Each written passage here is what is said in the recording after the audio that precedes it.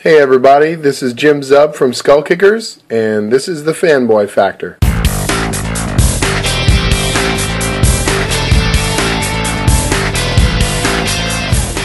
Welcome everyone, this is the Fanboy Factor. I'm Brian Isaacs. With us as always is Dave Harriman, Top of the morning to you. Mike Hopkins, How you doing? and JQ, Hey, what's up, guys? who is obviously struggling due to a cold. Uh, so, welcome again this week. This week we're going to talk about the writers feeling the constant need to revisit characters' origins and redo them. And we're going to also take a look at Young Justice, give our final thoughts, and what could have been with the show.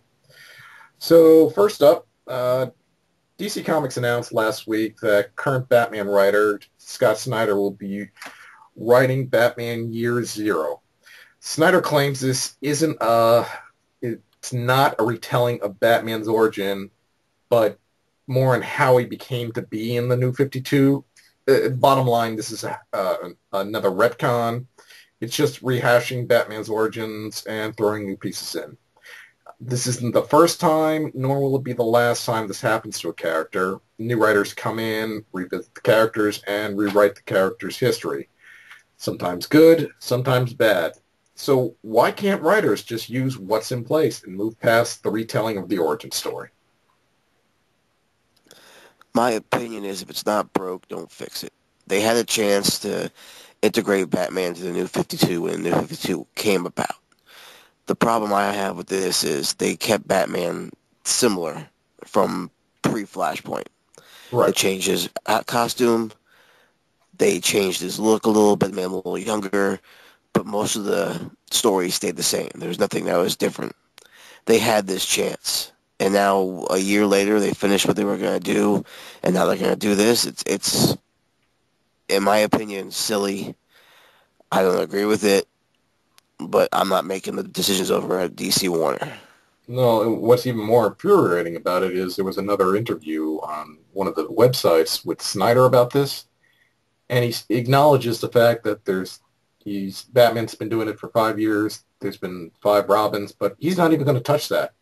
He's like, no, I'm not going to touch that at all. I'm like, so basically you're doing a Year Zero, not going to fix any of the continuity problems, and just cause more. Way to go. Yeah, I mean, I've liked what they've done so far, and this is just silly. This Year Zero thing is complete crap.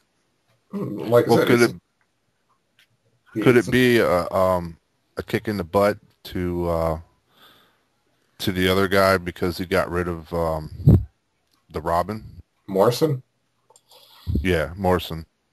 Possibly, but this is a common pattern. I mean, even before the the New 52 was just constantly retelling the same origin stories over and over and over, and making your own changes because you don't know how to work with what you got. And Jeff, Wonder Boy over at DC, Jeff Johns did it with Superman's Secret Origins, and he killed the formula that was working ever since John Byrne changed it. We'll expand beyond that. You have Spider-Man, One More Day, the joke Quesada story. They used a storyline to retcon, an entire years of Spider-Man storyline where they, erased him and Mary Jane's marriage.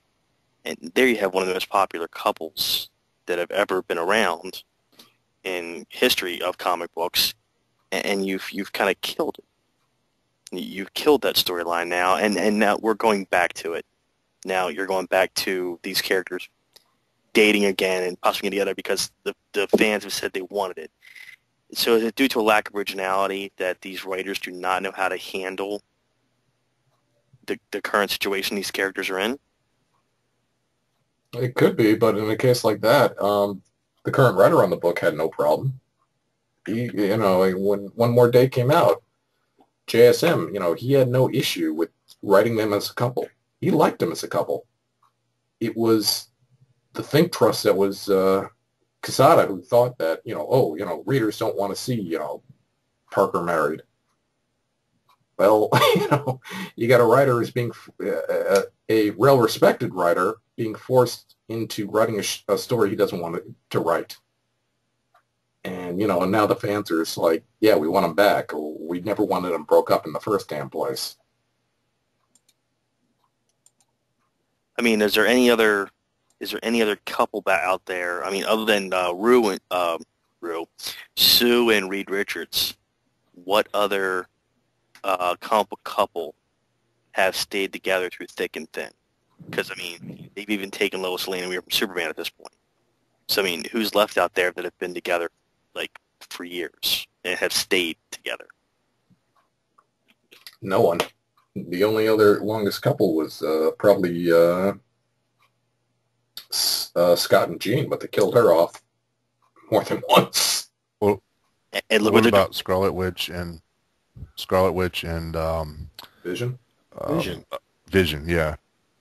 That is one of the most... That got screwed up years ago when John Byrne was on West Coast Avengers, and they tried to bring them back as a couple, and then that stupid whatever they... Avengers, then Bendis once again steps in. So, they're... and that got screwed up. I think that this is kind of Snyder's FU to the DC heads, because he doesn't want to, they took away Robin from him, so he's kind of like, well, let me do my own thing and let me write my own story. So I think eventually we'll see another Robin, but I think it'll be somebody we don't expect it to be. Well, Not getting off the original story, but I think it's his way of fixing the problem that they just broke. Well, I mean, think about it this way. You got Green Lantern's now the only person they haven't really touched. So now when this Wrath of the First Lantern's done, are they going to retcon Green Lantern now? I mean, they retcon everybody else. Why not Green Lantern? So it's like I'm still sticking with my same thing. If it's not broke, don't fix it. But like I said... Well, Jeff Johns is... Go ahead, Brian. But this is not the first time this has been done. I mean, this is a pattern that keeps happening over and over and over again. And sometimes it works and sometimes it doesn't. Case in point where it works. Look at, Bucky. Brubaker brought Bucky back, and the way he did it, it worked. Because we always saw it, Bucky died on the plane. That was it. He was always dead. And there was in Marvel's employee Bible that, you were never allowed to bring back Uncle Ben and Bucky. Those were the two characters you were never allowed to bring back. They finally allowed Brubaker to bring it back, and he did it in such a way that it worked because it made sense, because Cap was the only one there at the time. An explosion could have rocked his memory, so he didn't remember it in full. So maybe Bucky really didn't die, and that one worked. But there's a lot of times where, you've still got Brubaker still working with the main source material, not screwing with any of the real history of the main character, which is Captain America, and then still bringing Bucky into the fold and making him alive. And in that case, it worked. But there are a lot of times, like I said, like when Jeff Johns decided to redo the Superman origin, it didn't work. But, because, look at DC Comics with the first Crisis of Infinite Earths. A lot of characters got wiped out. Origins got screwed up. One of the things which was magnificently written, but just hell for the entire DCU, was Wonder Woman. You had all these things happen in the DC history, but now Wonder Woman never existed, so they had to come up with replacements. Hawkman's history was totally screwed up and still screwed up. The other thing about the Wonder Woman thing is you had Wonder Woman, now a brand new character, new to the world, but yet Donna Troy was still around, which still had a hard, still is just the way. It took about 30 years just to fix that. So why is this pattern still keep being necessary to just keep rehashing the history? It's just, for the longest time, for most of the comic readers today, Batman's definitive origin is now the Frank Miller one, which even changed, all the past ones. But do you think it's a way to bring new readers in? It could be. Like the younger generation? It could be to a point. And sometimes, certain updates are needed. Like we have Iron Man. You want to bring him in the modern world. Yeah, making him alive during the Vietnam War just doesn't work. So it made sense to, Right. with using what the movie did with kind of the Al-Qaeda type of thing, its origin started in the Middle East. It made a little bit more sense, then they eventually did work that into comics. But that kind of makes sense, but it's just, you got writers who just, think they can tell a better story, and they fail miserably. Yeah, exactly. I'm trying to think, haven't they, a couple people they changed in the past, Thor, have they Yep. they've changed this story quite a few times too, and I've been a big Thor fan growing up.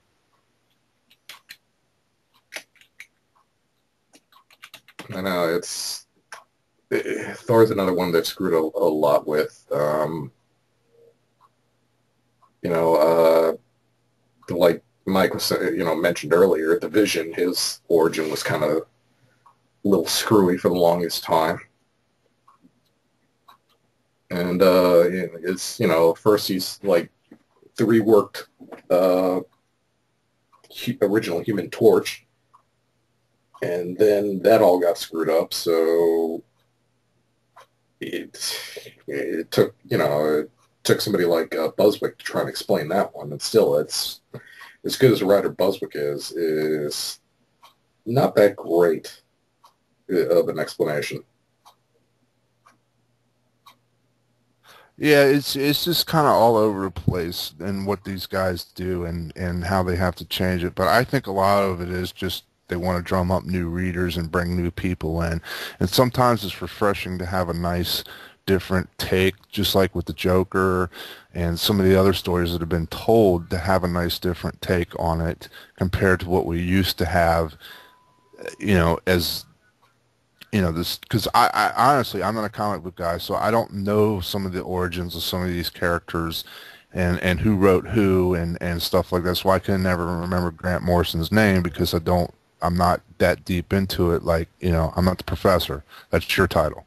But I know enough that I like to know some of the backstory. I mean, yes, I know Bruce's parents got killed and that's the reason why, but the most I knew about it was I thought when and I know Brian's going to turn over in his grave, but when they did the first Batman movie and they had the Joker killing off Bruce's parents in the movie, so that to me that was what I thought it was. Hey, the Joker did it, and that's why they're still bitter enemies, and that's why they've been bitter enemies for so many years.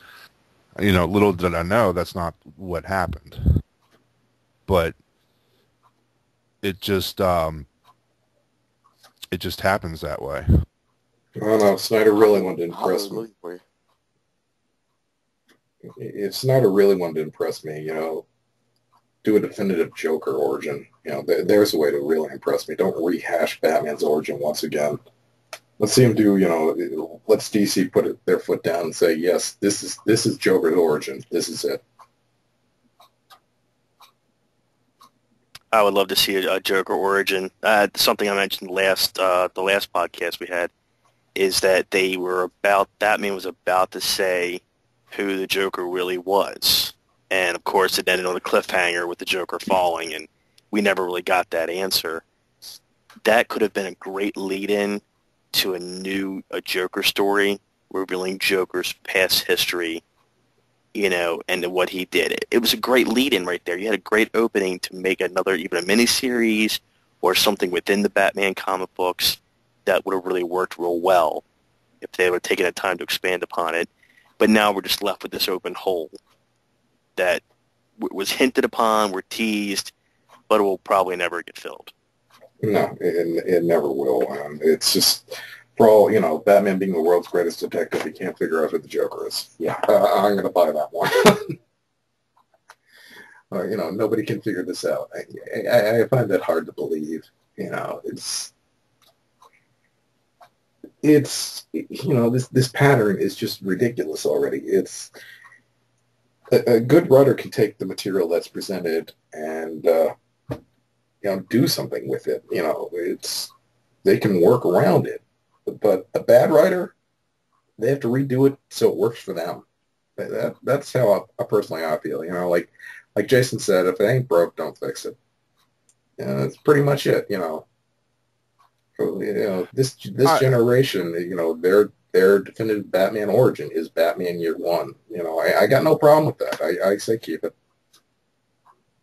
I gotta disagree with you guys because I think we should actually. I really want to see what they're going to do with it. I want to kind of get a feel for because I don't know the backstory, and I'd like to see a little bit of the backstory that I haven't seen.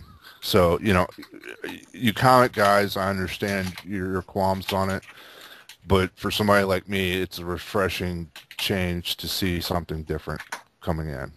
I get what you're saying, Mike, in that aspect, but in a sense, it's going to ruin what most of us know. Like, someone like myself or Brian, who are well-versed in the Batman universe, it's going to negate a lot of things, too. Exactly. I mean, and like you said, Jason, it's just like they had their shot to do this. They really did. Instead of saying, "Oh, Batman's history never, it's the same." If they didn't say that statement, I think I'd be okay with it.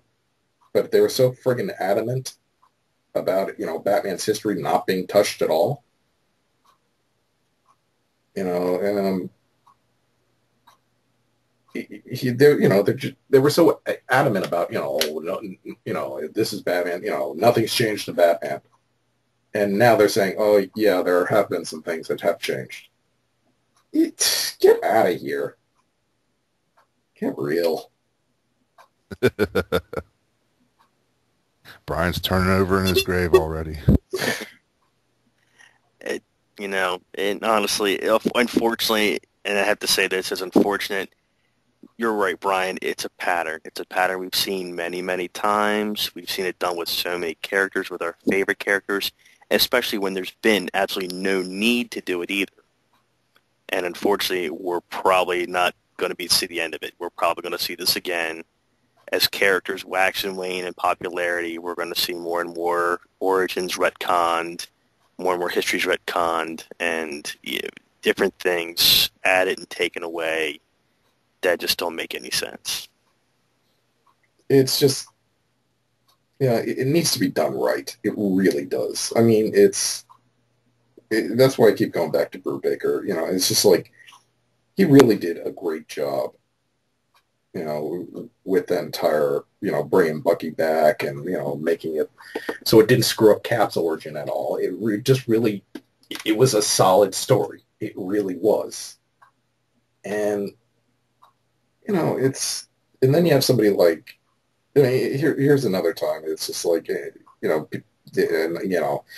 yes, there are two writers I really hate. If you guys haven't guessed it by now, Morrison and Bendis, but, Bendis screwing with Hawkeye's, backstory, how he became Ronin, and yet there's nothing in Hawkeye's backstory that says he's ever been a master of all martial art weapons, or he's even that good of a fighter, hand-to-hand.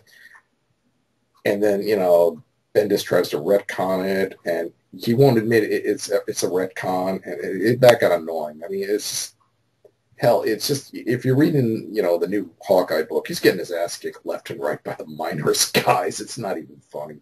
But it's so well written, and so much more his character than what Bendis did. It's just, there's no reason to do it. I mean, I understand Mike's point of view, updating it, having to retell it for, today's new audience and stuff, but is the audience really that growing that much? I mean, really, sales are as good, but has there really been an increase in the amount of sales? Well, from my understanding, I talked to one of the local comic shops, and they said that they think the or no, it was the guy we had on last week. He said that he thought that the highest grossing comic was like 200,000 a month or something like that. You're right. Or maybe it was a year. So I don't remember. I think it was a month, he said. So Jim Job that was. So, I mean, do you want to see it grow? I mean, I don't know. I just think it would be a nice change to actually get I like Snyder's writing so far. I think he's done a good job. I wasn't happy with the ending of the Joker, Death in the Family, but I think his writing is pretty decent, and I think I'm willing to give him a chance to see what he brings to the table. And like I said, it could be a thing against Morrison because Morrison took away Damian. So, I mean, you never know. So, who knows why he's doing it, but I think there's a reason why he's doing it, and I think that's why, we should at least see what he's going to do with it before we go jumping on him. It's not him per se I'm really jumping on. It's just the concept in general. I mean, obviously someone's got to approve these ideas. Right. Yeah. I mean, somebody's got to say okay, but yeah, you're right. I mean, it's the concept in general. But for like outside of the norm, I don't know the backstory. So, like I said, it's something I want to know that I would be interested in reading because I want to see what he does with it. It's the same thing if they decided to do the same thing with Superman again, which they, in a nutshell, they basically have. I didn't like the first story with just Superman. Action Comics I thought was really good, but again, I mean, I know I'm getting off topic, but it's the same thing. It's kind of the retelling of the story, and I kind of like the way they went with it, making it more modernized, because how many people do you see walking in alleyways now, in Gotham? I mean, these days and times, maybe they robbed his parents of their iPads or something, and they killed him that way. I mean, it's just something, just bring something more modern. That's a good one, Mike. That's a good one. It would be better if it was for their sneakers that I've heard about people dying for their sneakers. Yeah. Leave the jewelry and stuff. So take the iPads. Exactly. Go from dancing the devil in the pale moonlight to, yo, give me your stuff, man. What's your iPhone? Your iPhone 5. Not that iPhone 4, the iPhone 5.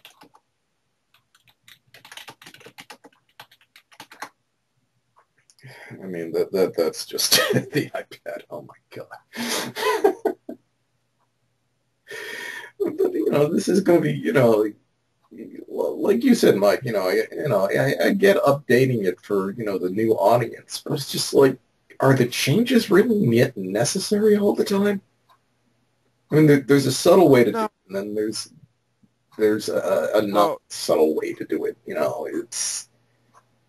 It's all I agree. how it's done, I think.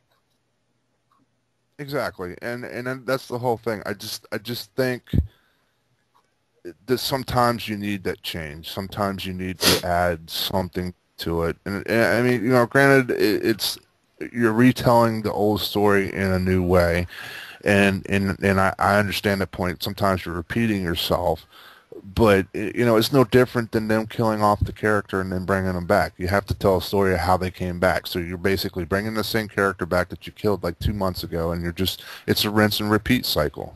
But the problem is everybody keeps forgetting about the domino effect. That it just doesn't affect this one character. It affects everything.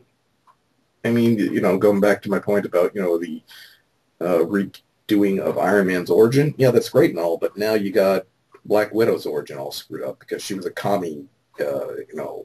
She was a communist spy. Same with the Crimson Diamond.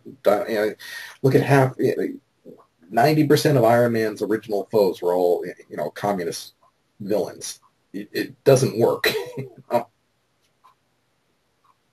But, it's, that's the problem. Nobody thinks about the domino effect it's going to have on everything. They just, they want to tell their story. They don't give a rat's butt about anything else. Well, that goes back to my love of, when we talked just about this before, when they did the New 52, I was a big fan of the Blackest Night storyline. And the New 52 resetting kind of blew that completely out of the water. I mean, it destroyed that whole storyline. It just isn't possible where things stand currently. And one thing about the Blackest Night storyline that was kind of cool in there is they resurrected characters that have been dead and have stayed dead for a short time. They made appearances, and it showed how those dead characters affected heroes that are currently still alive, and gave you a little insight into how the lives have changed since then. It was really cool because you don't see that very often. And the characters, after Blackest Night was over, they went back to being dead, except for a few. A few did come back to life and following after Blackest Night, but in the Brightest Day storyline. But the fact right there, you actually had characters who were dead, stayed dead. And again, that's something you don't see very often, and that was cool about Blackest Night. But according to the DC comics, that still exists, which doesn't make any sense. Yeah, because all the other crises were negated except for Blackest Night, but Blackest Night wasn't really how it happened. It was really weird how they put it. But going back on your point, Dave, you notice how at that time Batman, Bruce Wayne, was not around. It was Dick Grayson Batman. And it was Dick Grayson's parents who came back from the grave, not Bruce's parents. Can you imagine how it would have affected Batman and Bruce Wayne if that was Bruce's parents that came back? Agree, and imagine this now. At that point, the Red Hood, Jason Todd, was already in the storyline. He was already out. Can you imagine if they had kept Jason Todd dead and brought him back in the Blackest Night storyline? Which kind of leads me to a question: how come he didn't become possessed by Blackest Night since he was dead, like like a lot of the other heroes in the was it issue 5, I think? The alive heroes who came back to death and then became Blackest Night agents. How come that didn't happen to Todd? Yeah, that's true.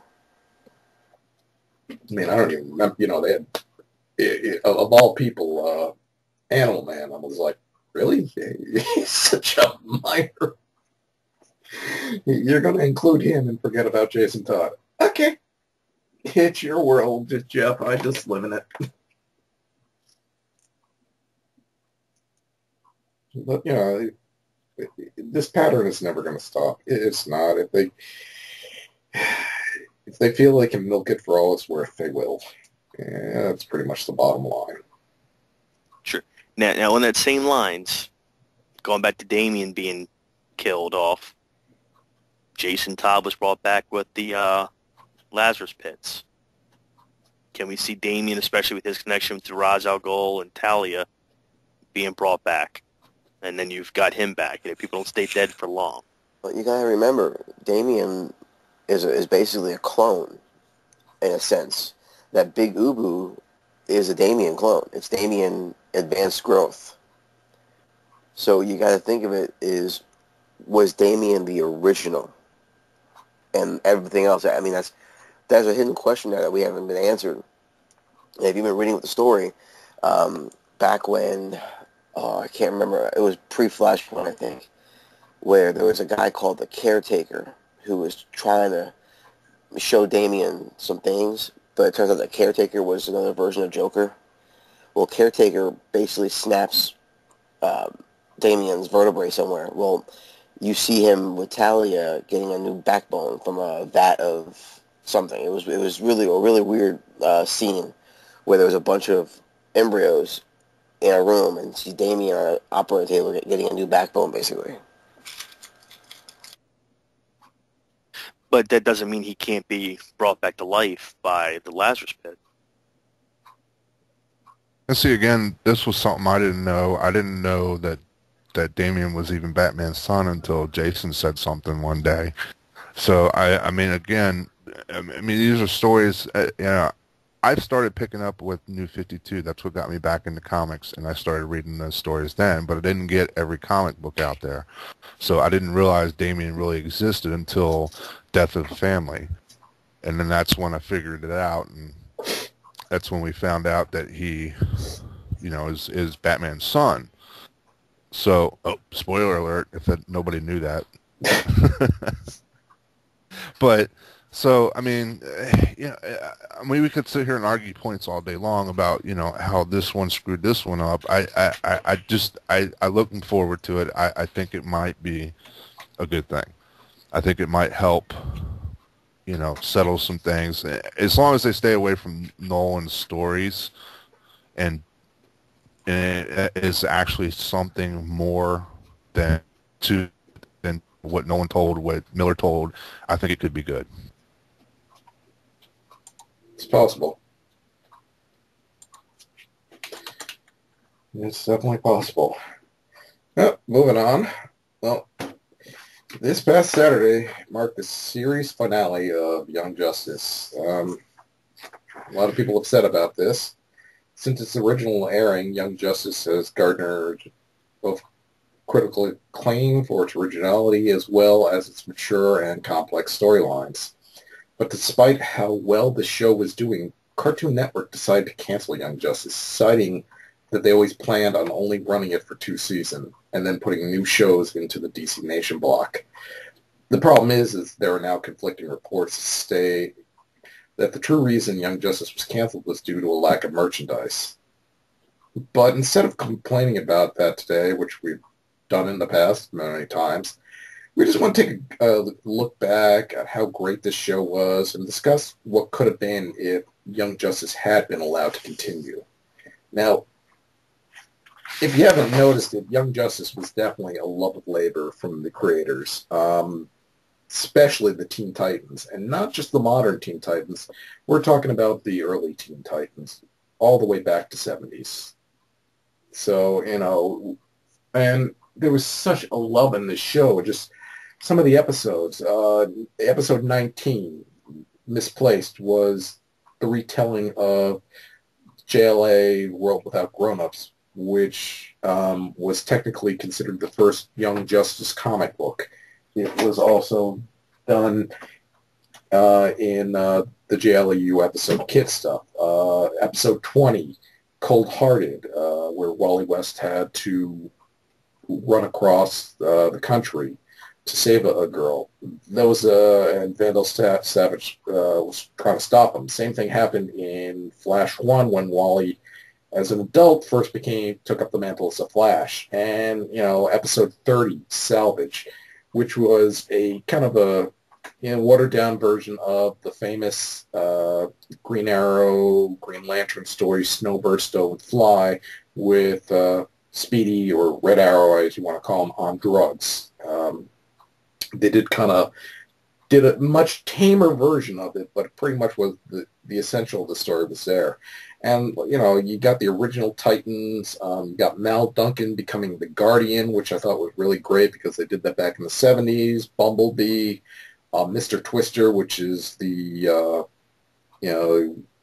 original villain from the Teen Titans. And then, the constant surprise of characters. We got to see, Rita Farr, Elastigirl, not actually in an episode, but kind of an episode in an episode. We had once again, incorporating the Super Friends. You saw Wendy and Marvin, and then, of course, the lovely Ethnic League, which I never could stand in the Super Friends. But what I did find interesting in that one is instead of using a knockoff of Black Vulcan, they replaced it with Static, that was pretty cool to see.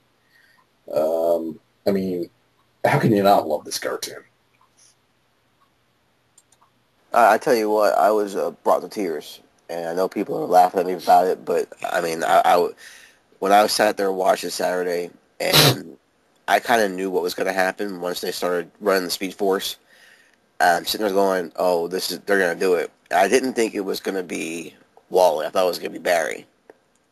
But then, when it happened, a tear rolled down my face, and just the way it went after that was just, it hit me hard.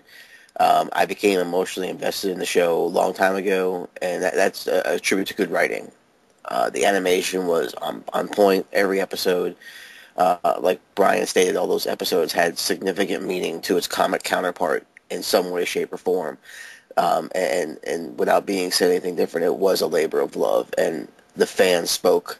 Unfortunately, like we said, the merchandise didn't speak, and it is what it is. But it could have went a million different ways. I mean, I like how they put the Big Seven or the Big Six on ice for a while and let the kids run the show. You know, seeing the effect of Wally's death on Nightwing. You know, hey, it's your team. I'm going to take some time off. It would hit a lot home if they would say I'm going to Bloodhaven or something like that. But the way I saw it is toward the very end when they show the big picture, the main backer of the light was Darkseid. I was like, man, season 3 is written right there. You could write a whole thing about Apocalypse right then and there. So See, that's where I thought season 2 was going to go, because they introduced all this apocalyptic stuff. Starting with season 1, they introduced more of it in season 2. So I thought they were definitely going in that direction. And then Jeff, please shut the hell up, Johns, made the lovely suggestion of including the Reach, and for that kind of killed it for me. I'm not a Blue Beetle fan. I would never be a Blue Beetle fan. I think the Stargirl. Oh God, yeah, she just needs to die. But I really thought that it could have gone better with Apocalypse. Maybe that seems too similar to the JLU cartoon, but I can't say I was totally disappointed with the cartoon. The only thing that really bothered me about the last episode is I wanted a bigger beat down on the Black Beetle. They destroyed his beetle, but it would have just been nice to see Blue Beetle just get that one last punch in just to knock him on his ass. But hey, what you gonna do? And that's the thing is one of my things is I would love to have seen an origin story on the Black Beetle. He was I liked his character. He was a little overdone, but I liked his character. The end of the show left it so open for so much more. Because at the end you see Vandal Savage walking up to Apocalypse. I believe it was the end. Darkseid. Darkseid, I'm sorry, correct, Darkseid. There's so many unanswered questions. There's so much more we want to see. Superman and McGann, they rekindle their relationship that was, and it's something fans have wanted. We got to see that again. And Wonder Girl and Robin, and they also, they didn't call him, they said Tim. They didn't say Robin. I was just like, I thought nobody knew his identity. That's only in the comic. No. Well, maybe they're leaving it open for a possibility of, because Warner likes to make movies, cartoon movies. So maybe we're going to see a Young Justice cartoon movie coming out. And that's what I was thinking. That we're going to see some direct-to-DVD properties, give or take. I mean, because not to jump back, but look at the end of Green Lantern. You see Razor flying into outer space, and all of a sudden a blue lantern ring, Lantern of Hope, follows him. So was that the writers or creators' way of saying there's hope it will continue? I mean, am I looking too deep into it maybe? But, I mean, that's what the Ring of Hope is. So, I mean, we can hope that it's going to happen that way. Hey, Brian, you're up on this information. Is it possible that we could see some of these shows shift over to the channel that used to be the Hub? Because now the Hub is carrying like Transformers and G.I. Joe, I thought maybe it's a possibility that we might see some of that shift over. No, because the Hub is solely owned by Hasbro. I know they carry old episodes of Batman, but Boomerang is carrying the JLU cartoon and Teen Titans and all that other DC properties. Yeah, but it's possible with the Marvel license being up in 2014 that it's a possibility that Hasbro could pick up that license. Possible. Who knows? I kind of put a halt to everybody's conversation, but I'm just trying to open it up a little bit to say, maybe it's a possibility that we're going to see this shift eventually. Maybe everybody's trying to wind down. Again, maybe we'll see the straight to DVD movies and stuff like that. So I mean, there's a lot of different possibilities we could see, and I just think that could be one of them. Well, let's also talk about the backlash on the DC Nation Facebook page, at least, of people voicedly boycotting the new shows. I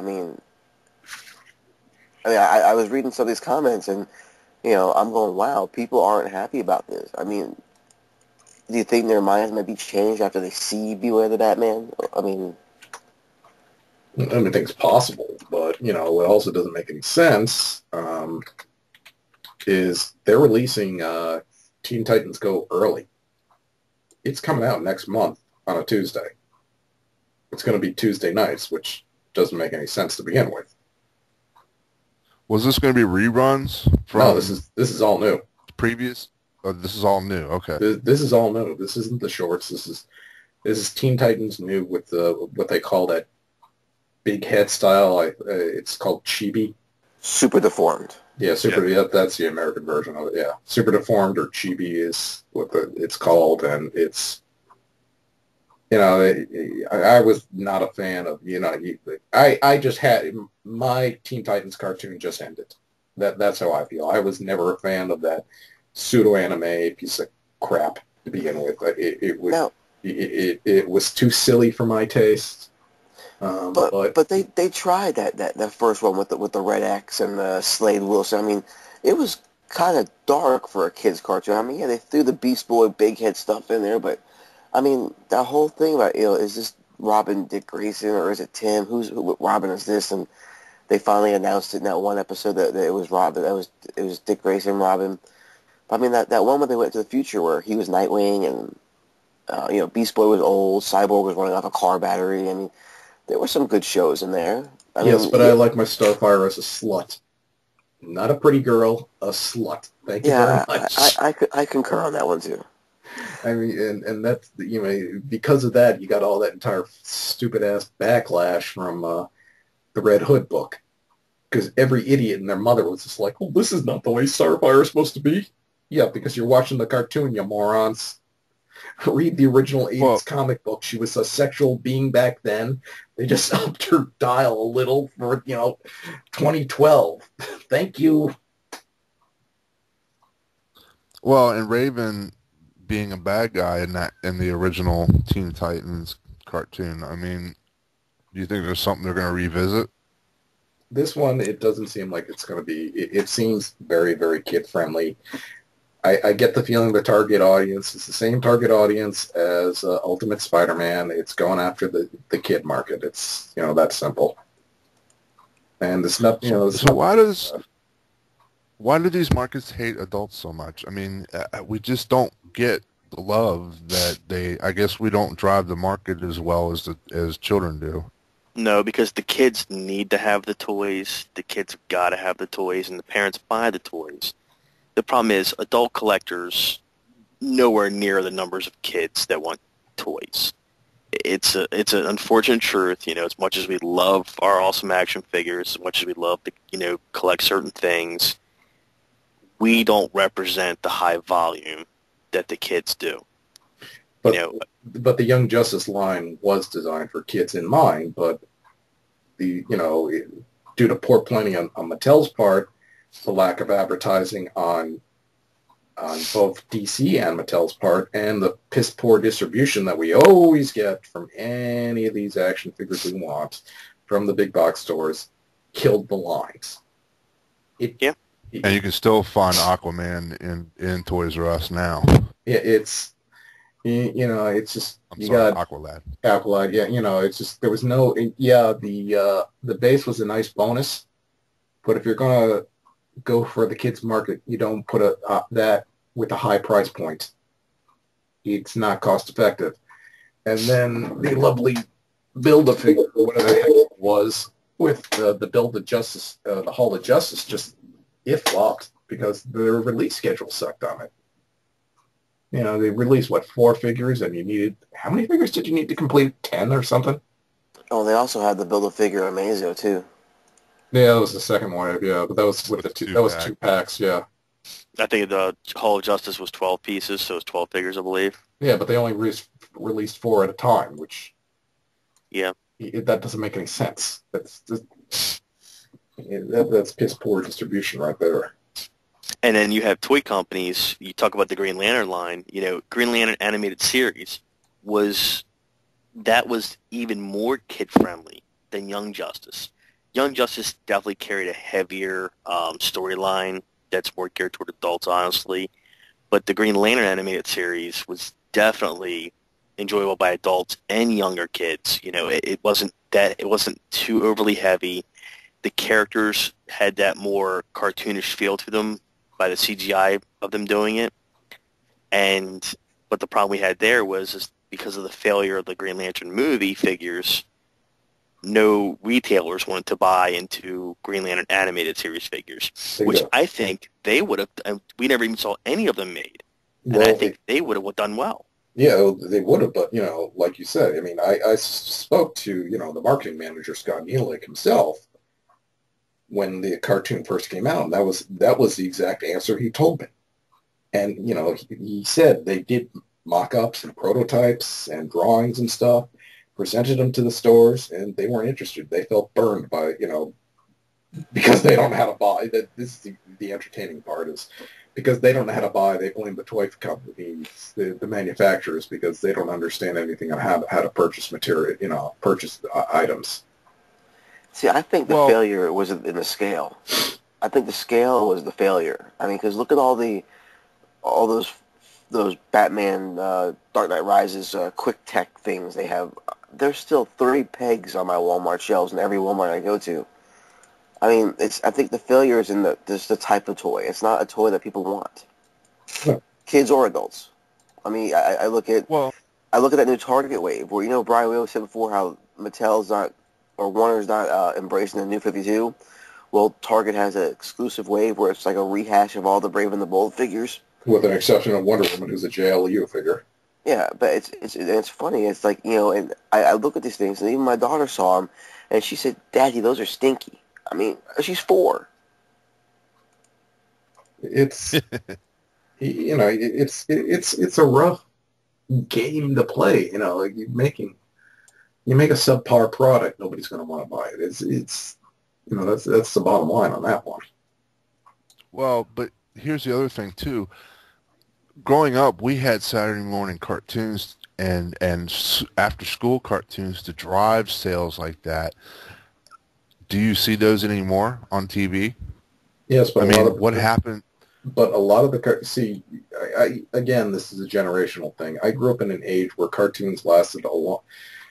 All right, Scooby-Doo. Look how popular that is. There is still very little merchandise when it comes to Scooby-Doo. Why is it so popular still? I think it's personally one of the biggest pieces of crap ever made. It's a stoner cartoon. I don't like it. I don't get it. But yet, it's still being made into a cartoon. What, you don't like ascots? No, I just don't like dumbass kids who can't. I don't know. If it was me, I think by the 4th monster, I'd say, maybe it's a guy in a mask this time, guys, and not an actual monster. But it's Old Man Withers. Well, they have one thing about Scooby-Doo they have done in recent years is they've actually had them defeating actual monsters, not just people dressed as monsters. Ridiculous. Still ridiculous. I think it's a generation thing, and I think the problem is we don't have the kids driving the markets like they used to in the 80s and the 90s when you had Saturday morning cartoons till 12, 1 o'clock in the afternoon. It's just not there anymore. But but Mike is right, though, because, I have the cartoon for my kids, and, you have maybe cartoons from 6 a.m. to 8 a.m., and then it's real people shows. Like they're kids shows, but they're real people. They're not animated. Like, go to Disney. Disney used to have, a Mickey Mouse hour, a Goofy hour, and, you saw those old classic cartoons, and now you see a couple they shorten the cartoon from a 20-minute cartoon to a 10-minute cartoon, taking out bits and pieces. Then you have reruns of Zack and Cody for, like, the rest of the day. It's like, kids don't know what a cartoon is anymore. Same thing with a music video. Yes, but anymore. I can accept that with Disney. I don't have a problem with that because Disney's always been about variety. But when you're calling your friggin' network Cartoon Network, I bet you see cartoons 24/7. And this live action crap. And not some cheap ass cartoons. Oh, and I agree. Please. Don't get me. Yeah, I mean, I and totally agree with you, Jason. I just, you're gonna call yourself Cartoon Network, there better freaking be cartoons on there. But have you noticed not when movies. they show the classic Tom and Jerry's or the classic Looney Tunes, they're all shortened? Yeah, edited for content. I know. They don't even show half the Tex Avery ones, which are classic cartoons, which I grew up with. And maybe I'm numb to violence now, but it's just like, you don't end up, stop editing for content in the cartoon. Stop playing Watchdog. Yes, let the parents decide. But they'll let, their kids watch, South Park, and we'll see South Park toys. But, God forbid we have Saturday morning cartoons till noon.